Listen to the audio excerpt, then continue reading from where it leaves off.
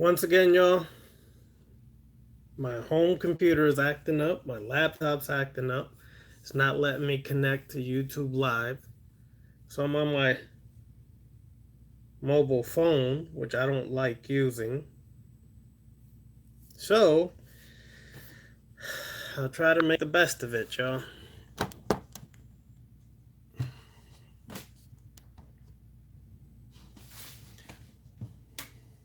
Peace, peace, everybody.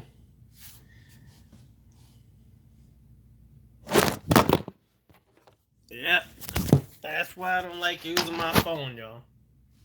Because of this bullshit right there. Unfortunately, y'all, my home computer, my laptop, is not allowing me to connect to YouTube Live. I have no idea why, but it's just not allowing me to connect. I'm gonna keep trying, but for now, I'm gonna have to use my cell phone, which I don't like doing, but that's what we're gonna work with. Can y'all hear me? If you can, say check 1 2 1 2 or thumbs up before we roll. I'm gonna try to make this quick since I got delayed. So if you can hear me, give me a thumbs up.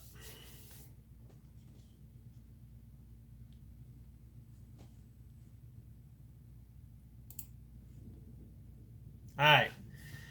Well, I'm gonna do my best, y'all. Like I said, my laptop, my home computer, for some reason, is not connecting to YouTube Live. I don't know why. So I'm gonna have to use my cell phone for today, which I don't like doing, but I'm gonna do the best I can. I'm gonna try to roll through this and do this quick since I got delayed. All right, y'all. As where we were last week on how to work with spirits. All right. How to work with spirits. Now, how many of y'all got to do the exercise for last week? Just curious if any. A couple of y'all hit me up on email and let me know that some of the results, which I'll keep private and personal, but never say the least, some of the results from working the exercise from last week for necromancy and how to work with spirits was very profound. Some of the results people achieved and received from doing the work. So, in that case, let's continue. Let's review a little bit. Let's go back. What is the death energy? The commonly accepted theory behind how working with spirits or necromancy or things of that nature works is when we die as individuals, when we die in the physical death, our spirit leaves our body. Common sense. This separation, along with the release of all our body's energy, creates what we call the death energy or the death current. This energy spreads out into its surroundings, first into the flesh and bones of the deceased, and then into its immediate area, the bed the person or animal dies on, the sheets, the ring the person has on, the clothing, etc. This is why they say that it's important that if you are able to get some kind of clothing, some kind of ring, some kind of something the individual wore when they decease or pass on from the physical, that is essential when working with spirits. Okay? Any kind of article like that, especially if they just had it on before they died recently, that's essential for working with spirits. Okay? Keep that in mind because that is very important when working necromancy or working some kind of sorcery magic with spirits. Now, the the energy of the deceased also lastly goes into the room, the atmosphere or the room that the individual happened to pass on from. Okay? The amount of energy is dispersed, with the highest amount being in the flesh and the least being far away from the body. This energy is still linked to the spirit, even though the spirit has crossed over, which can be used to pull the spirit back into this realm, or vice versa. They can try to pull you into the spirit realm or the death current realm. And that is why articles of clothing or objects, I keep reiterating, is very important when working necromancy or working with spirits. Now,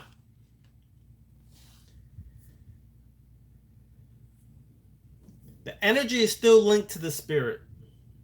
Remember that.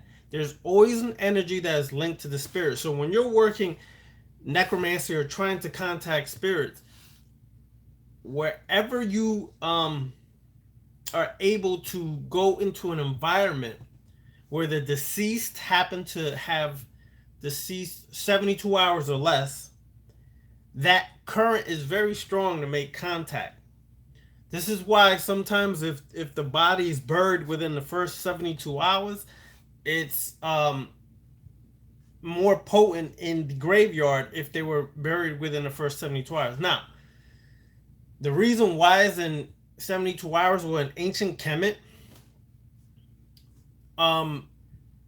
they understood that according to Kemetic philosophy, especially when it came to mortuary rites, the spirit dwelled, the energy of the spirit dwelled still within the body for the first 72 hours.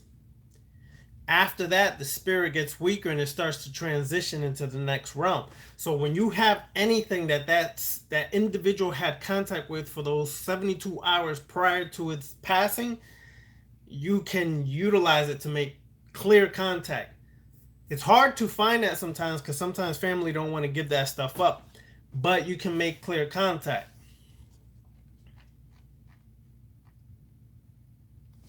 All right, now, when a deceased spirit is conjured, an astute or practiced sorcerer, magician, witch, whatever, will realize the spirit cannot survive on this plane without some form of stabilization, such as the triangle of manifestation, something to bind the spirit here, or by opening a gate. In African traditions, one of the ways we do that is, of course, to bring the vibration and rhythm down through the drums. Also using rum or other kind of alcohol or liquor, because the vibration of the alcohol and liquor, which is why they used to call it spirits, with its ethyl alcohol content, which is related to ether, allows the spirit to kind of come through when it shifts your body chemistry or balance when you take some kind of alcohol within you. Not to get drunk, but this is why sometimes in certain African traditions there is sipping of rum and the not so much spitting but spraying of rum, because the vibration and frequency of that alcohol attracts spirits into that environment or that sacred space or that space that's being utilized for, let's say, a bembe or a misa or things of that nature. It opens up through that vibration and frequency of alcohol. This is why if you have a ancestral altar, or you have a necromancy or a death altar in your house, you should have some form of rum, gin, or some bourbon, whiskey, whatever your grandparents mostly drank. That's what you should have on there. That vibration frequency that is altered through the alcohol allows the spirits to come through. All right. Like I said, drumming also is very significant in making contact. The vibrations and rhythms of the drums, especially utilized in the bembe, and the certain rhythms utilized in the bembe or the misa, can cause individuals in that bembe who are dancing and the drummers, it can cause a altered state of consciousness. When your state of consciousness is altered, you're able to reach um, into the spirit realm clear, because your conscious state, your everyday conscious state, which is the more distractive mind, is now laid to rest or put to the side, so to speak, when you hit an altered state of consciousness. And in that, you're able to make clearer contact with the spirits and hear them more clear.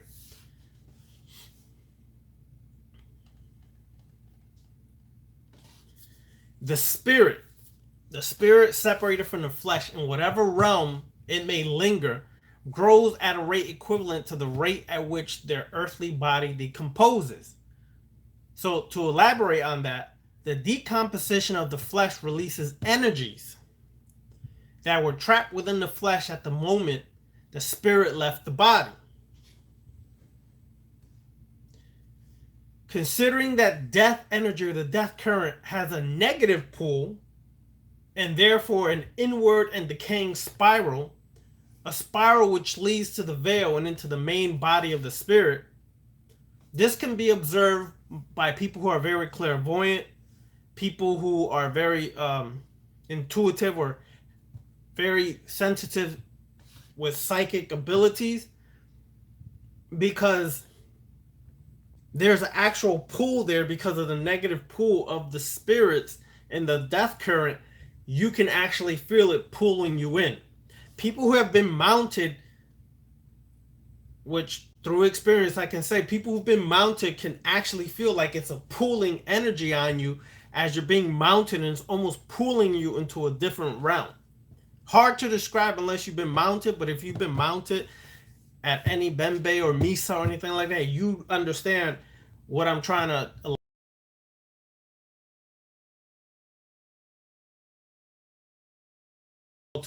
actually elaborate or state it. Okay? So, one of the things that in like, let's say when you're doing a bembe or miso, when the spirits hit you, a lot of times when the drums start taking over, we tend to dance in a spiral fashion. Your hips are kind of alternating back and forth, creating a almost semi spiral alternating current of energy. Okay? When that happens, especially when you're doing work with the spirits of the deceased, it's creating that spiral energy to bring in the spirits. So keep that in mind for any of y'all who've ever attended a Misa or Bembe. These are some of the things that are happening, but I'm breaking it down more in a scientific term so you could understand exactly what level it's happening and what is actually taking place. Okay? So that's important. And if you haven't attended one, try to attend one. Put the religious dogma and the traditions that they're going to feed you there away, and attend just for the benefit of you making contact with the spirits. Okay? Keep that in mind when you're working with spirits. Now,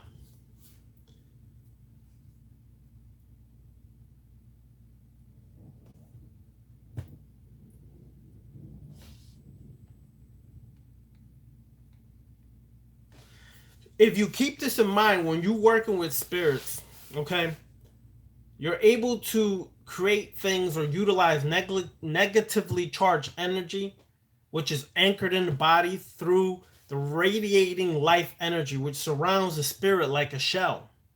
Okay? While in the body, the spirit and life force create equilibrium, the positive and negative charges of the body and spirit are in harmony. With all this in mind, keep in mind now we're going to conjure spirits. Okay? When you conjure a spirit and you don't know how to stabilize it, meaning you don't know how to maintain it or bring it into your sacred space, the spirit can fade in and out. And some of y'all have experiences where you'll make contact with and the spirit fades in and out. And that's because you're not grounding the spirit. Sometimes cigars help with that. Rum helps with that. Certain incense and herbs like wormwood is really essential to draw and stabilize spirits. Not only wormwood, Dittany, Lacrete is what is called. Dittany is an herb that was used in Greece that is, but also contents that they found in Kemet that they utilize to bring in the spirits and stabilize them. Okay, to keep them grounded there while you're doing your work.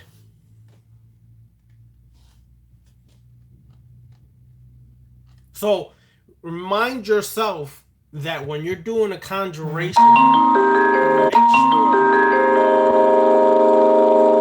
that you stabilize and ground the spirits when you're working by keeping them there. Certain herbs are essential for that. Certain crystals are essential for that, especially like obsidian. Black obsidian is really good to keep on your altar. Things of that nature are really important to understand when you're trying to ground and bring spirits forth. All right. So, equalization comes from either creating an environment which radiates death current energy, such as cemeteries, mausoleums, morgues, or your death altar. Your death altar. It's not enough to just have an ancestral altar. If you really want to work with spirits, you should have a necromancy altar, a death altar. And I discussed that last week. You should have things like tombstones on your altar. You should have things like bones, whether it's animal bones or human bones. You should have them on there.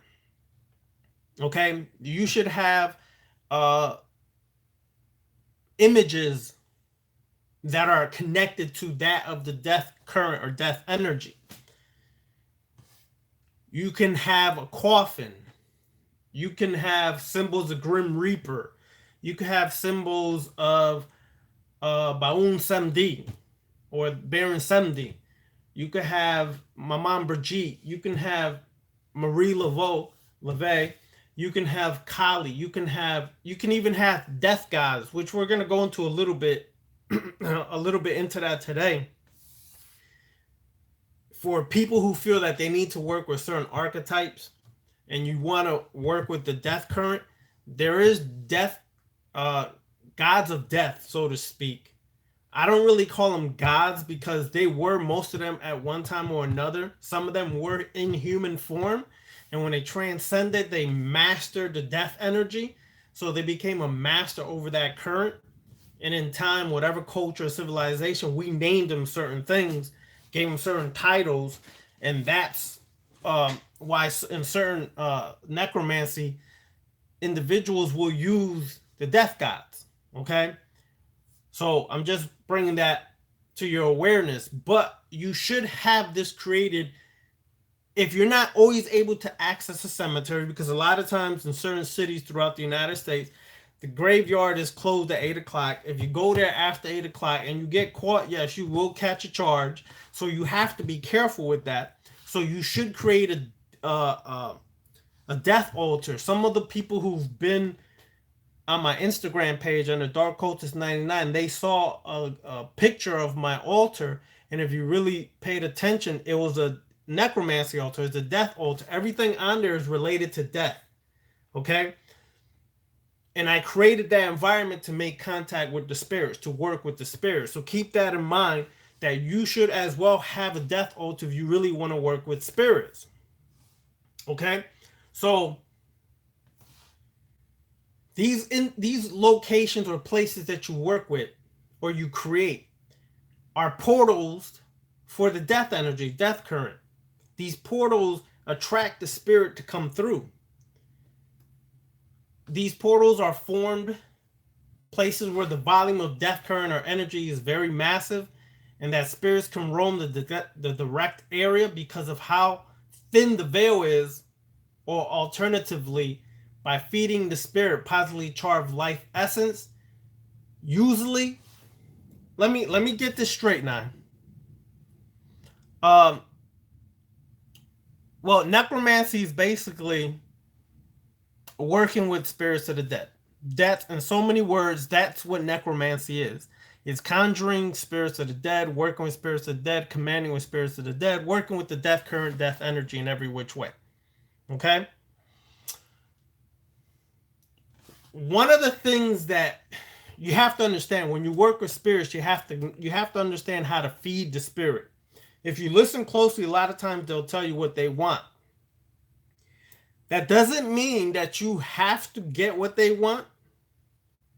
And if you do get what they want, you don't give them all of that at one time. Let me break down why I say that. Death spirits can be very trickster, can be very funny acting. Keep that in mind because they can try to play games and deceive you. So, in order to command and get what you are seeking out of the pact or the work that needs to be done, you only feed a little bit of energy at a time. Give them enough to whet their appetite, but not enough to make them say, I don't need your ass no more. So I'm going to just be gone, or I'm going to play a game with you and then I'll be gone. Give them enough to wet their whistle, but not enough where they feel that they don't need you no more. They need you. Okay? Because you're the pull that brings them into this physical realm. The pull that gives them that positive energy.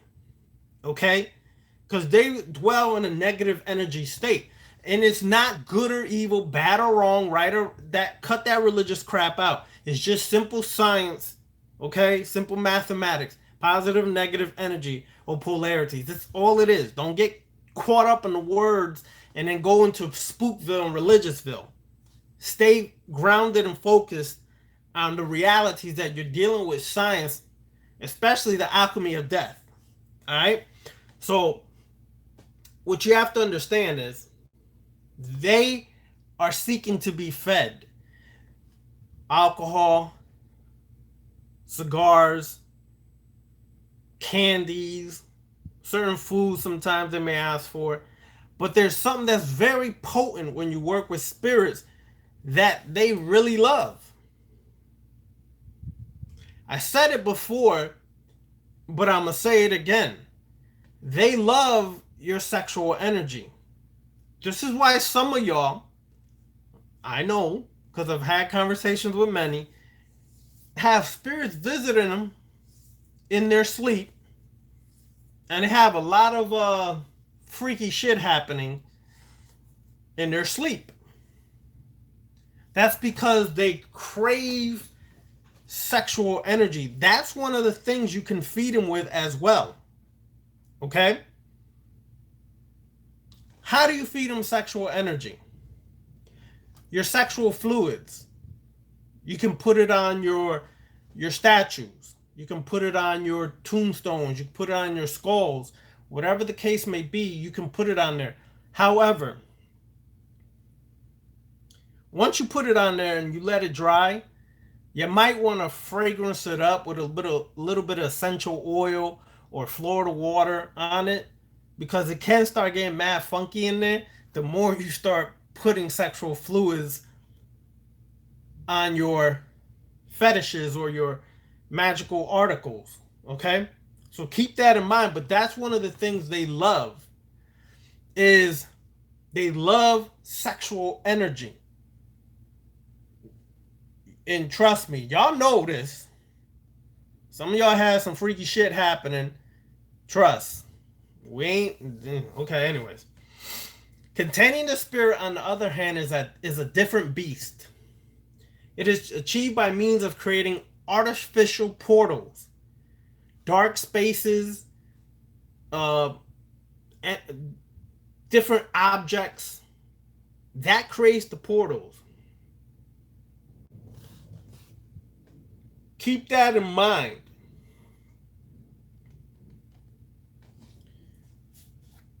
When you're working or you're trying to create spells or rituals or things of that nature, keep these things in mind when you're working with spirits. What they like, the energy they're seeking, how you should feed them. Because If you don't keep it in mind, you can get played. We discussed that before. So let's go on to a little something else here. Now, how do you cast a spell in necromancy or working with spirits? Location, location, location. They like dark places, cemeteries, mausoleums. Your room should be dark when you do necromancy rituals. You shouldn't have it all lit up like it's a damn chakra festival going on. Okay, you should have your room kind of dark there, maybe 2 candles, 3 candles. I just use 2 to 4 candles at the most. Essentially, it's really dark. That attracts them to that energy, that space. Location, location, location. Remember that. You have to create your location as if it's a dark death current kind of energy that they're used to. So, in order to strike your mark when you're doing the ritual, create the environment and bring them into the location. Okay? And that should be, if you're not in the graveyard, if you're not in a mausoleum, your sacred space. Okay?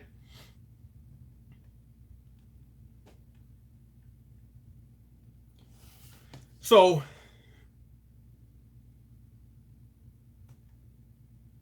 you should decorate your room, altar room, whatever you have, with symbols and images of death. And you should consecrate these images. Now, there's different ways to consecrate it. You could use oils, you could use your saliva, you could use your sexual fluids, you could use blood, whatever you feel. That's how you consecrate these images or objects dedicated to death, the death current. The best 2 days, man, you could work with necromancy any day, any day. But the best 2 days to work with necromancy or working with spirits is Thursday and Saturday. Traditionally, Thursday and Saturday has been used for a long time.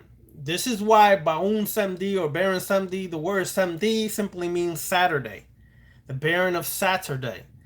That's important to understand because Saturday is also it's a death day. It's the day of death current, working with the Saturn energy from Saturn.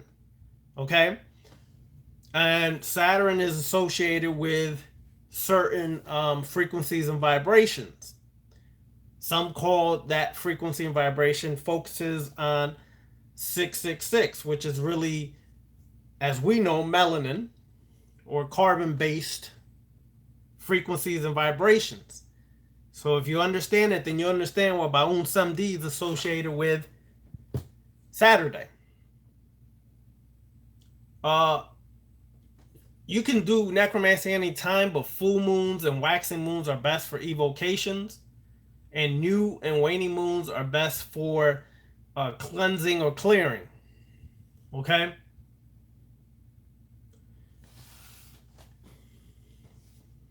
There is particular times that are really important to work necromancy or working with spirits.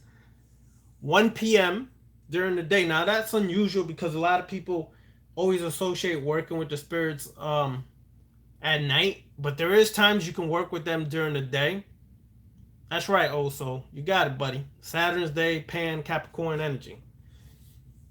All right. So 1 p.m., 12 a.m., and 3 a.m. 3 best times to work with the spirits working necromancy. When you have certain natural phenomena like heavy rains, thunderstorms, snow, eclipses, droughts, floods, severe storms, that ushers in the death energy. But you can do it at any time. Now, when you are working a ritual, some of y'all know this, but it's just reiterating the fact. You should be clean. You should scrub yourself clean and wear clean clothes. You can wear a cap, a hat. Symbolically, it just represents that you're the master or the mage or the sorcerer. It just means you're the one in command or in control of the situation. So that's some of the things to keep in mind. Now, as we said last week, graveyard dirt. If you're going to procure graveyard dirt, if you don't buy it, like let's say you get it from certain websites, certain people who actually know how to procure it in this manner, if you're going to do it for yourself, just understand that graveyard dirt is a massive component in death magic and necromancy. Enter the cemetery, and as I said, before you enter the cemetery, it's good to knock 3 times. That's symbolic of knocking on the gateway to the death, or gateway to the death current or death energy or the death realm. So you knock on it 3 times so you get the attention of the spirits.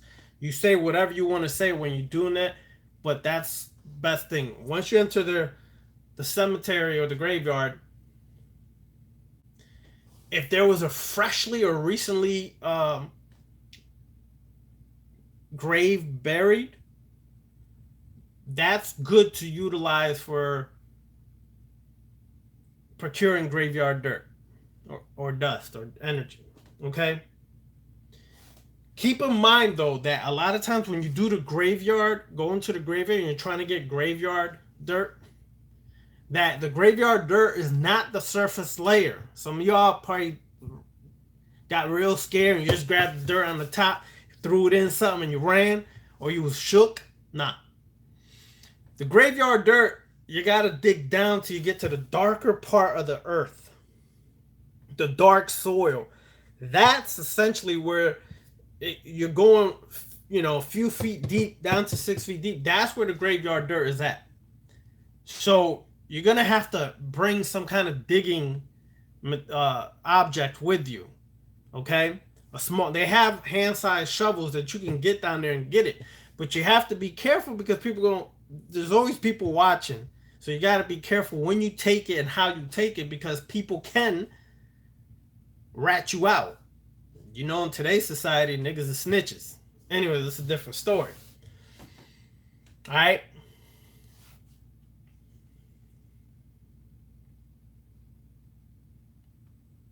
Now, when you go into the graveyard, it's good to remember this. Bring a candle. White candle, black candle. That's usually the 2 colors I work with, but whatever you feel good with, use that. And this should be done at night.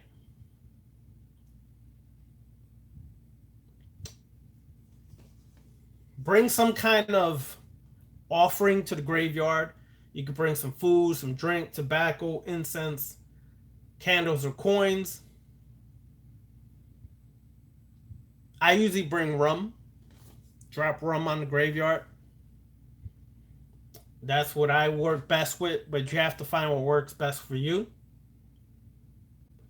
When one enters the cemetery and searches for a grave, you have to let your spirit guide you to that grave that you really are connecting with. And you should say, Spirit, I have come to utilize this graveyard dirt. Whatever the name is on the tombstone, you say that name. I need it for my workings. And you tell them what the workings are for. And in return, I will hook you up, pay you, make a pact with you that if I get this dirt, you get this in return. Come forth, Spirit. Say their name again. And say I strike a deal with you, or I make a pact with you. Okay? Once you say the last words, you light your candle. and let the flame flicker for a while.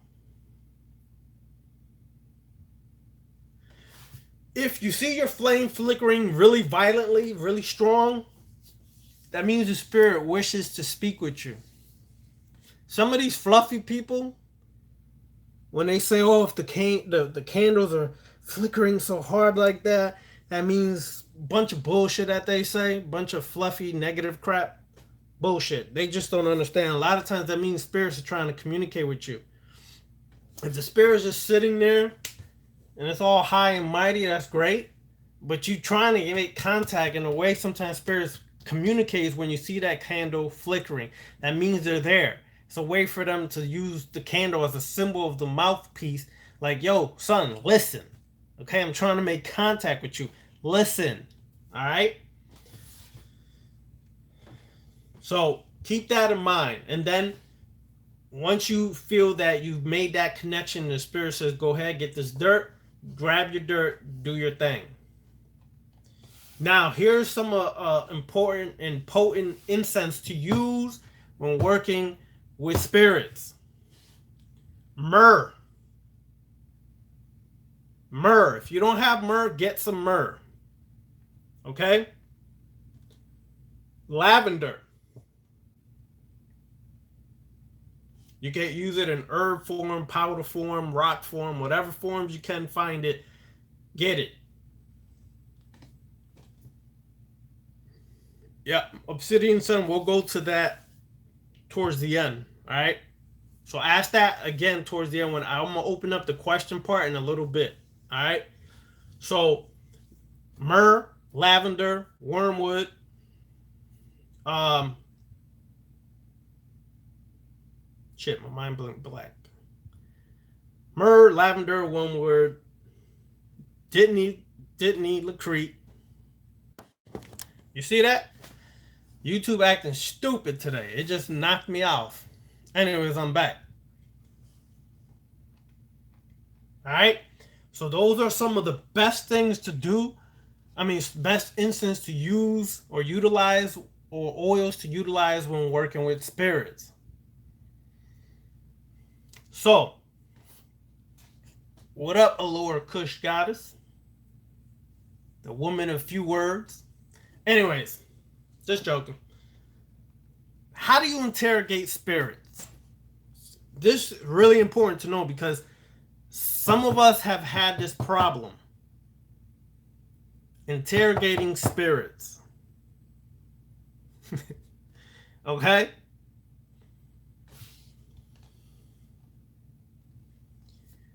When a spirit comes and acts funky, wants to be the head honcho and play games with you, then this is what something you can do.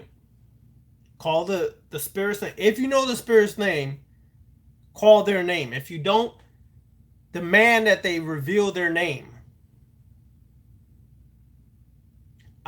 Whatever your name is, because you should have a magical name, a sorcery name, or whatever name, okay? You shouldn't just go by your birth name. When you work in sorcery or magic, you should have a magical or sorcery kind of name. Heed my words, or I condemn you, I banish you, or I send you away until you submit. Remember this again. Whatever the spirit's name is, heed my words. Your name. I send you away. I banish you, condemn you, until you submit to me. Create your own, but it should be something in that realm. Create your own, but it should be something like that. Also, you already, okay, how do you create your own name? Ask me that again towards the end.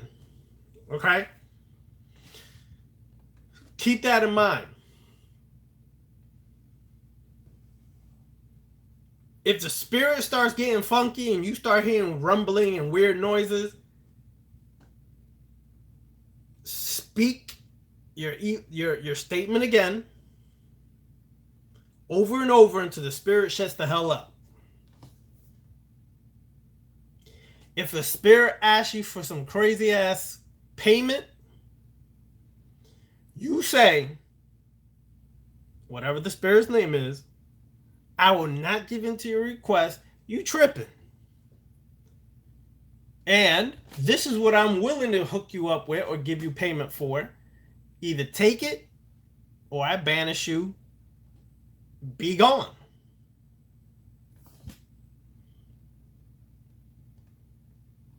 Keep these things in mind.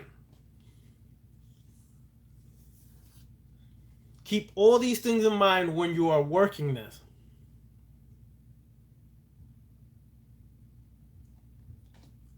Ask that in a few minutes, millionaires and billionaires. I'm about to get there. I'm going to do this last part right here.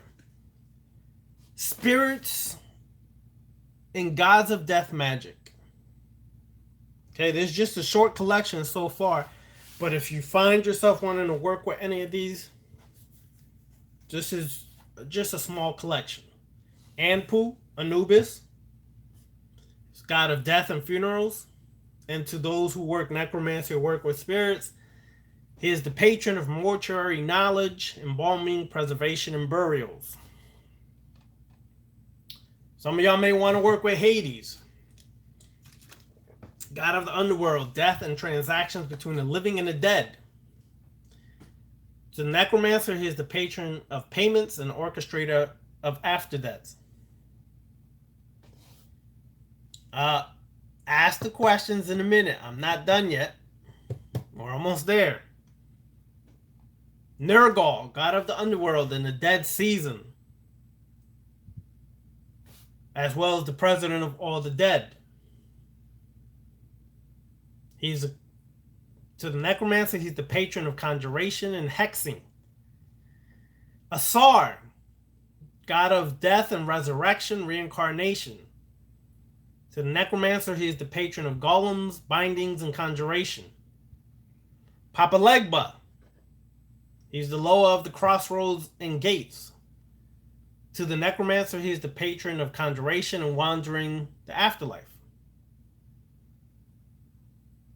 Reapers, some know them as different things. They could be psychopomps, angels, archetypes, whatever. Nebhet, Nebhut, goddess of death, mummification, and funerals. To the necromancer, she's the matron of talismans, fetishes, and batteries made of carrion and a bringer of rest to sleepless spirits. Set, Sitech, Sut, god of violence and sacrifice and chaos. To the necromancer, he is the patron of the baneful and angry dead and sacrifice unto spirits. Santiza Muerte. Some say Santa Muerte or Santiza Muerte. Saint of protection and healing. Not to be mistaken for Señor La Muerte. Her nature as Santa Muerte or Santiza Muerte is, and her nature and attributes are opposing death or bringing death. Kali. As you know, Kali is death and destruction as well as transformation. Kali to the necromancers is utilized for bringing destructive death energy upon your enemies or those you just want to whip ass on. Alright? Then, of course, the three barons. They are a trinity of Loas which watch over the cemeteries. They are Baron Semdi, Baron Lacroix, or Baron of the Cross, who presides over graves, and Baron Cemetery, also known as Baron of the Cemetery, who presides over the land that the cemetery rests on. Alright? Now, one last thing before we take questions.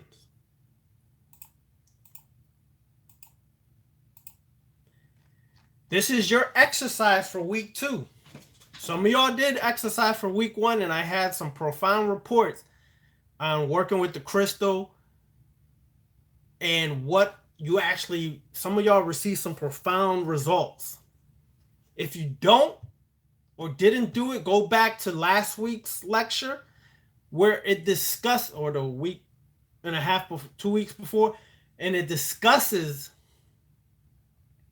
how to work these exercises, or exercise with the crystals, and as well as exercises of meditation. Okay, this is basic part 2. We're doing a basic exercise for this week. All right, there's 2 more weeks after this, so we have 2 more hookups or workings after this. Okay, so I'm trying to, this is part of a curriculum I'm working on for what's coming next. So this is the second exercise. All right, visualization. Close your eyes and think about the stone or crystal that you used.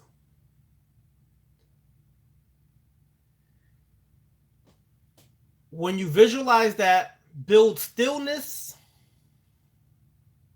bring stillness to your mind and to yourself by visualizing that stone. Can you see it? Focus on what it looked like from your own perspective. Its size, its shape, its color. Do this for 30 seconds.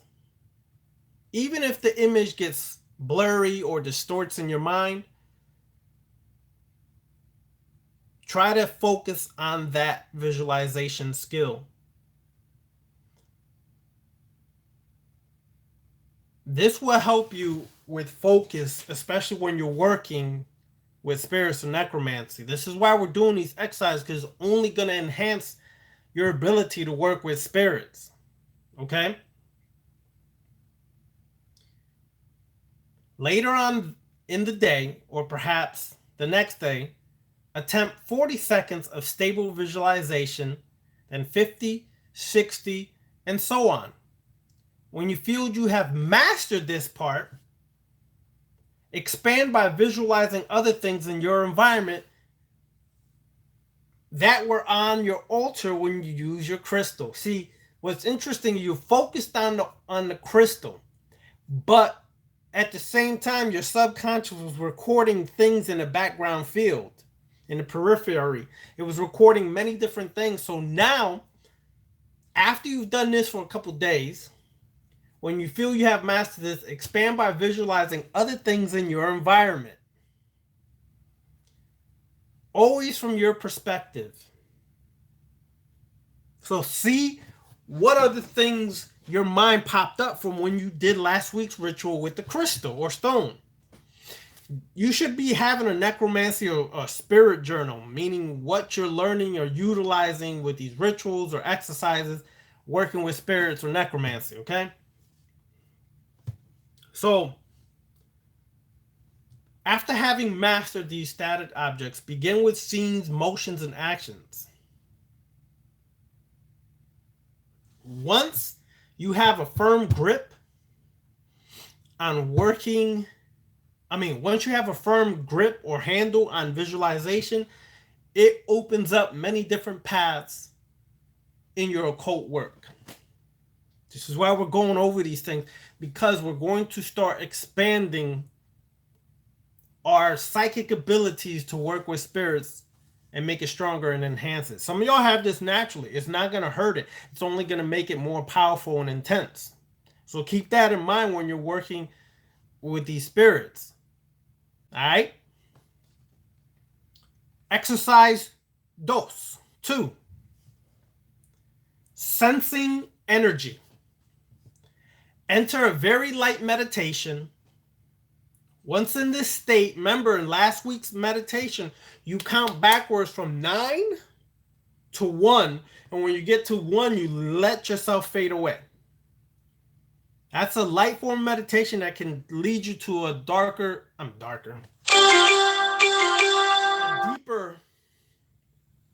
trance. Okay?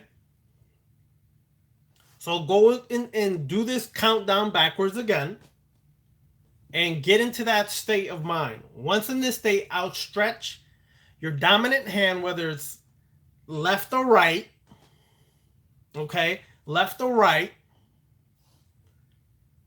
See the clouds. Oh, hold on. Outstretch your. Anyways, outstretch your hand.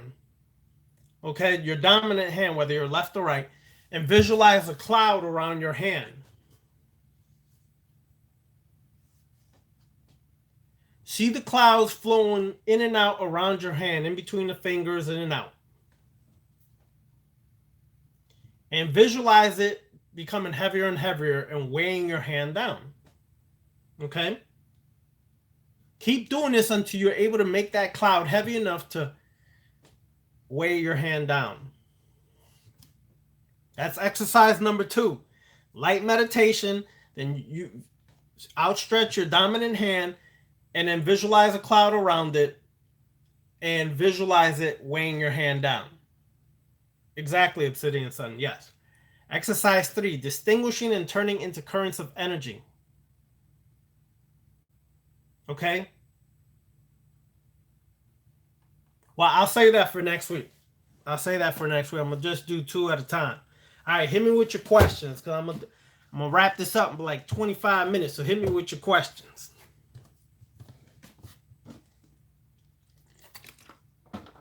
First question.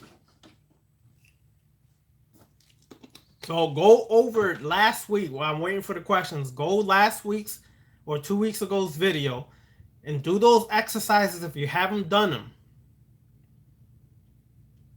If you have done them, then proceed to the exercises for this week. Okay, Obsidian Sun. How do you banish unwanted spirits? All right. First of all, it begins with a statement.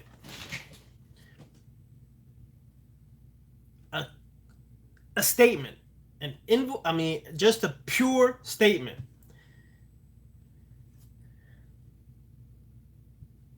I'm going to get to you, Perfection 933, but yes, I do. All right?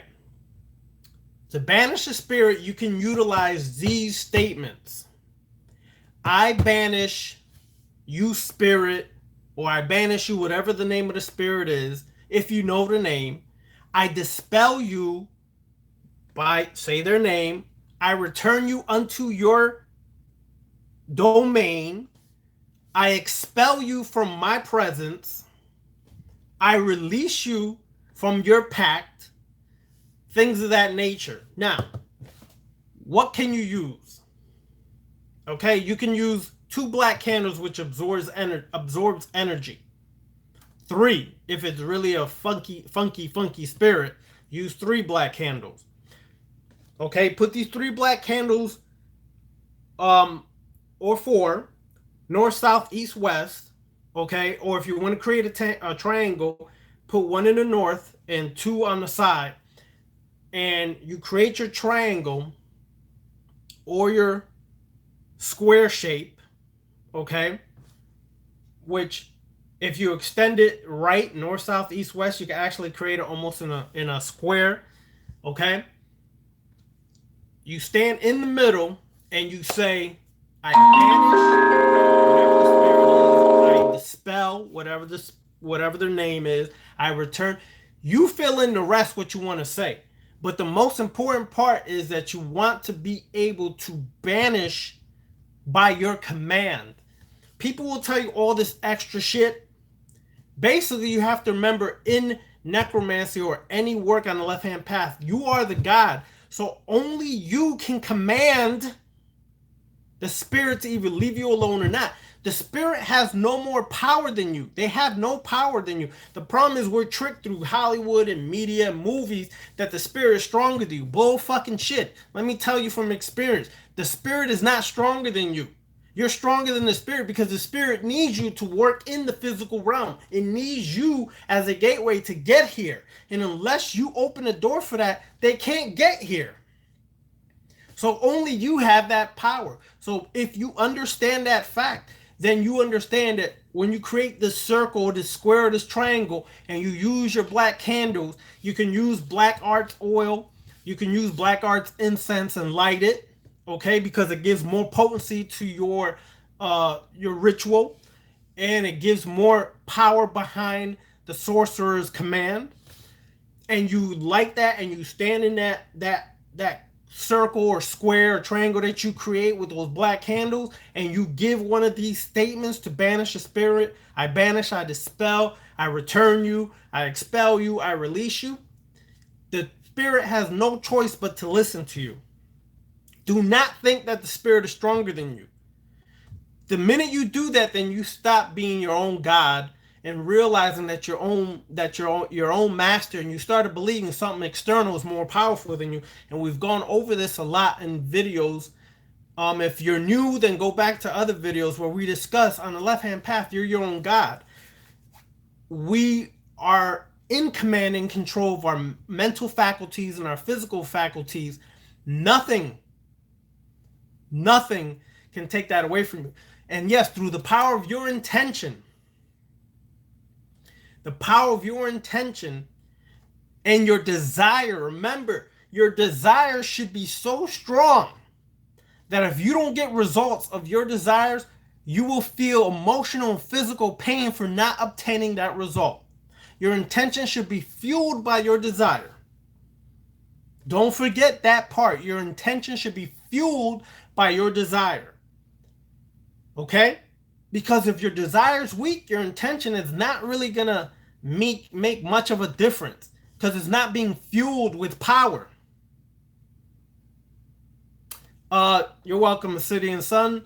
The question that was asked earlier, yes, I do private rituals. Okay? But that's for people who are in Orlando, Florida, or can make it down here. The brother Beniti has rituals down in South Florida, but you have to contact him. And it's by invite only or invitation only. Okay, so keep that in mind. There is a ritual coming up soon. If you're on his list, you knew that or know that. But if you want to get on his list, you contact him. Go on to his YouTube page, Mother Nubia. But as well, I'm gonna start working rituals here in Orlando as well. We have a huge graveyard here that has a death circle that we're gonna do a ritual on. This death circle is actually like a maze that you walk inside and back out, and by the time you come back out and you're doing your invocation, you're gonna be able to communicate with the spirits in that graveyard. But those people who are interested, that is by email. I'm gonna put my email here before I'm done, so that y'all can contact me or communicate with me if you want to attend, and we can put that together for those who are interested in that. Now, what are some of the other questions here? How the hell do I work this on my phone? Okay, here it is. If you're working closely with a saint, a person who has passed away, is that different from working with deities, non-human? And should the teachings of your channel be applied in that relationship? Well, see, let me explain this. If you're working with a saint, and for those who may not be aware, saint in this respect is not the same as a saint in Christianity. It's a Sufi saint, which would be was a Sufi master who, when translated or transcended to the next realm, the spirit realm, that energy of that saint or Sufi is left behind. And it's left behind because of the power that they created while alive. You're able to tap into that power to communicate, receive guidance, and to utilize that power. So that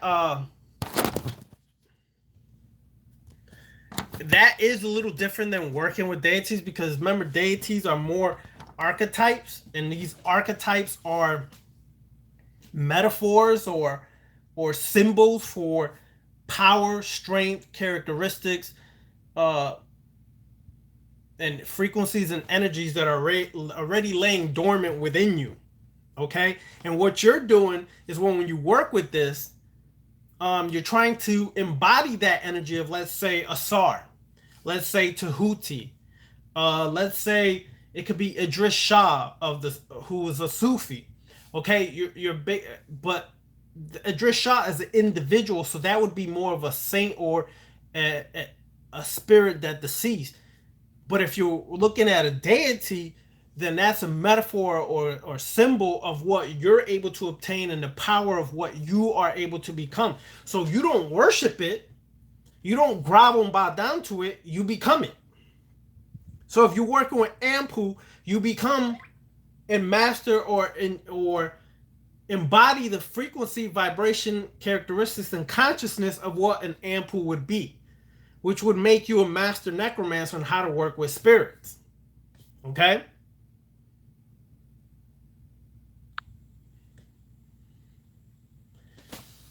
Other questions? We're going to wrap this up in a few minutes. I'm sorry for the delay today, but like I said, for some reason, my home computer and which is a brain and computer, which I don't understand, and my laptop are not allowing me to connect with or on YouTube Live for some reason. Okay, how do you... All right. How do you create a name? All right, first of all,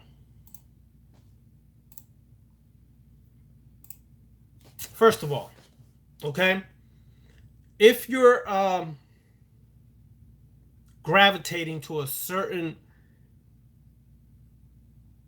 system or energy, like for example myself, the name Ravana was utilized by myself because at the time when I was working certain aspects of the left hand path, I was finding out that, let's say, Shiva, okay, and Kali and things of that nature, that these Aryans, when they came into Indus Kush or India, had basically whitened everything. And Ravana represented, who they labeled later a demon, Ravana represented a demon who fought off the Aryans to protect the blackness or darkness of the Dravidian people of India, the original people. So that's where the name was created, because the mentality I have is a mentality of an aggressive warrior that utilizes the spirits of the deceased who are also warriors and will fight off the stupidity and abuse that is propagated against melanated people. So that's where I created or gravitated to my name. Okay?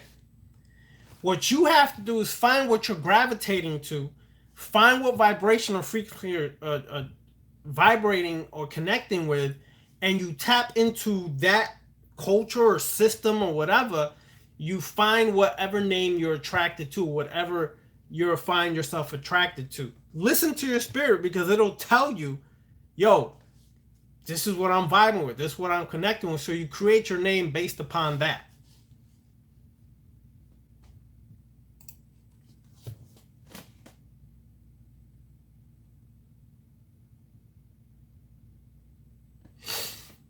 So that's right, Jennifer.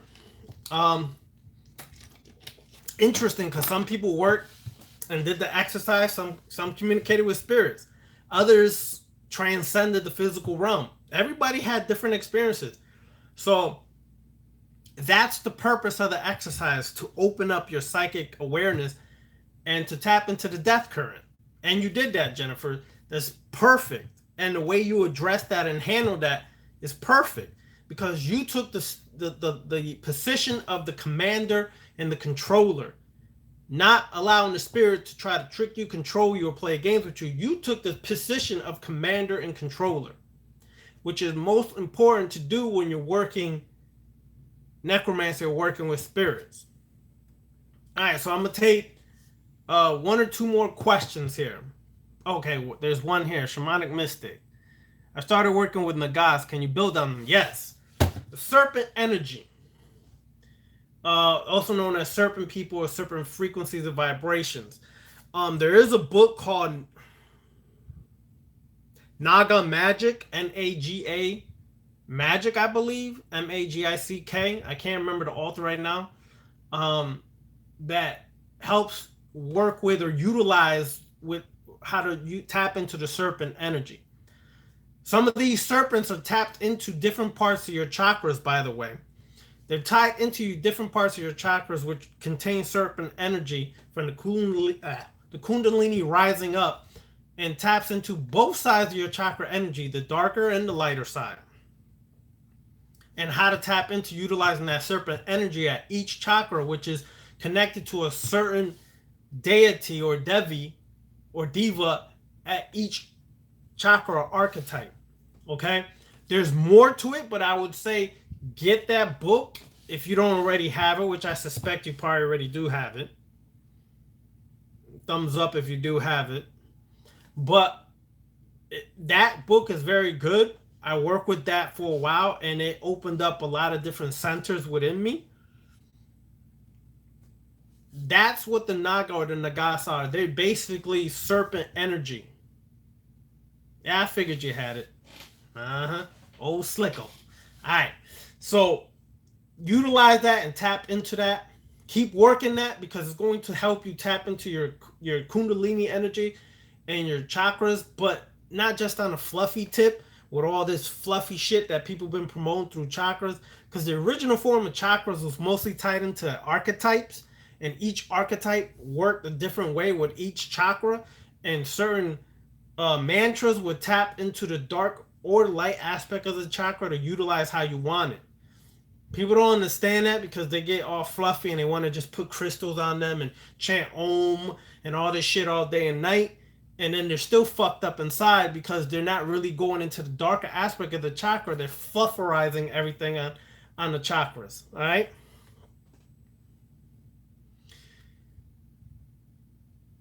That's correct. If you eat each chakra, there's certain foods that you should be eating that correlate to the colors of the chakra. All right, so keep that in mind because it helps you also tap more into working with your chakras and activating it.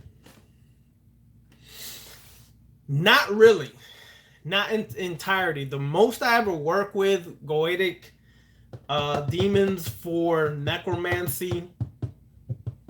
I work with Azazel, Azrael. Then I tapped into some goetic energy or demons for sexual energy, like Asmodeus. But that's a whole different topic. That's for another day. All right? All right, what was that last question here? What's the benefit of necromancy? The benefit of necromancy is to tap into working with spirits, utilizing the power of the spirits to one, you can utilize that spirit to bless you or obtain knowledge, wisdom, and understanding, occult sciences. Two, to utilize the spirit to do work for you on your behalf because you may be too busy in one side of your life and you're trying to cover all bases so you can have spirits do some of that work for you. All right? So keep that in mind. It's not just to do curses and to destroy people. And it's so you can tap into it for money. You can tap into it for education. You can tap into work finding a spirit. If you're struggling with mathematics, let's say, or chemistry, and you're in college or university and you're trying to become a nurse, a doctor, or something, but you struggle in chemistry, you could actually tap into one of the spirits of the deceased who was a master of sciences, like chemistry, things like that, and work with that spirit, and you will receive messages on how to actually pass those things. All right? So that's one of the benefits out of many benefits of necromancy. But it's also a way to have a little posse, let's say, that's an old school word, right? But have a little posse or crew that can get work done for you while you trying to take care of other work in the physical. They can take care of work for you on the other side. Jennifer Ashley, you was on point. It's good to know how spirits on all tracks. You should work with spirits who are, listen, some of y'all scared. I understand that, but you should even work with spirits who are very violent and aggressive in the physical.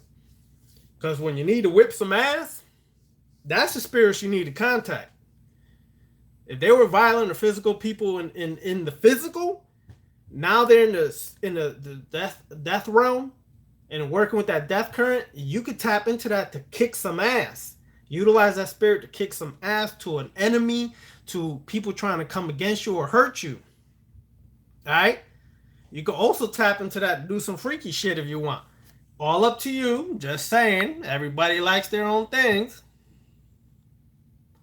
Okay, Mistress of the Dark. How do you know if a spirit is trying to contact you on their own? One, you can have candles violently flickering. Two, things are being knocked over in your house without explanation. You're sitting in the living room and something falls over in the kitchen. That happens a lot. I know some of y'all have seen that or heard that happen. That's a spirit trying to get your attention. Lights turning on in your house that have no business turning on. Like, I'll give you an example. Sometimes I'm out the house for all day. I come home and the light in my room is on. There's no way you can turn that on unless you press a damn button. It's a button. How the hell that light turned on? I know how. Because that mother effer trying to get a hold of me and get my attention. You know who that mother effer is a lot of times? Baum Samdi. And that frequency and vibration of the spirits that work with that. How do I know? That's another story. I'll tell y'all next week. Can't give all the jewels out this week. God damn. Okay?